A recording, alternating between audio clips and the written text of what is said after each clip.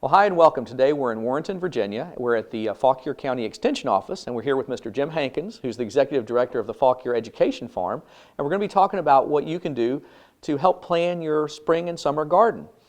Jim, at the farm, you all raise things all year round, but if people in their garden don't have anything, of course, this time of year, what are some things they can do to kind of get ready for the spring?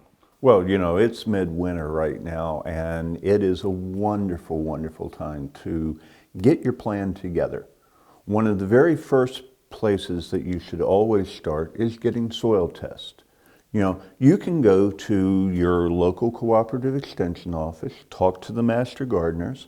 They'll provide you with the soil test boxes and the forms that you need. They'll give you basic instructions. You send this off to Virginia Tech, and you get back the results. Don't guess on your soil. Find out exactly where that pH is. Find out what nutrients. You're going to work really hard in your garden. Make sure you're taking care of the most basic needs, the basic nutrients your plants are going to need. I can see how that's important. Now, I've been getting a lot of catalogs of myself in the mail these days, and I noticed you brought some today.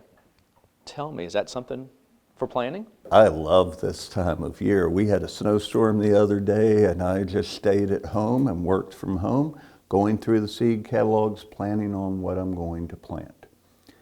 So very often, folks, you can go to the big box store and you can see those racks that it's 10 packs for $1. Try to avoid those. You're shorting yourself by starting with really cheap seeds. Go for good quality seeds. They are constantly developing new disease-resistant hybrids. There are plenty of good heirlooms that are worth sticking with once you've really given them the test. But, the newer varieties, they can increase your production. They'll have great disease resistance. And, none of these seed catalogs are selling any genetically modified seeds. Okay. Genetically modified seeds are mainly the agronomic crops, the corn, soybeans, stuff like that. Most vegetables are not genetically modified. A disease-resistant hybrid was just the result of good plant breeding, not lab or gene manipulation in a lab. Right. So, be willing to invest a little bit of money up front in your garden to make your sweat during the middle of summer worthwhile.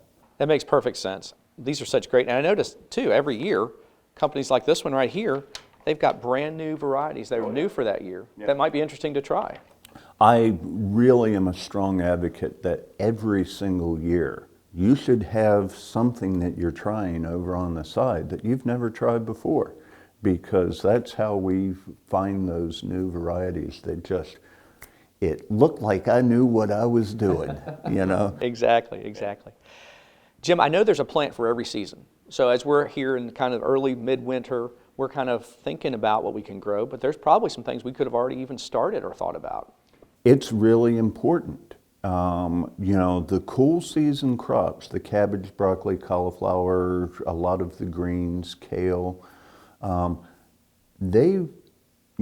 want to have 6-week-old transplants that are ready to go into the field around mid-March, St. Patrick's Day. Okay. So if I've got to have a 6-week-old transplant, that means I'm planting them into seed trays in the end of January, all through February. If you've got a place where you can start seeds inside, you can start really early. Your crops will produce. Cool season crops need cool weather. Right. If you're waiting until April or May to put them out there, they're going to be maturing in June and July, and they just won't do well. So get that early start. Your cool season crops will appreciate it. Love it. So gardeners thinking about the early spring and summer, getting their soil tests done. Yep. Working with Cooperative Extension Office to get that done. Really getting these great catalogs and thinking about that, looking at new varieties. Yep. I really appreciate you talking with us today. I know that you do a lot of planning for your farm operation, and I know gardeners should be doing it also. Thank you, Jim. Well, for more information about planting your garden, contact your local county extension office and talk to a master gardener. For From the Ground Up, I'm Chris Mullins. We'll see you next time. From the Ground Up is presented with the generous advice and assistance of Virginia Cooperative Extension. Visit their website at ext.vt.edu.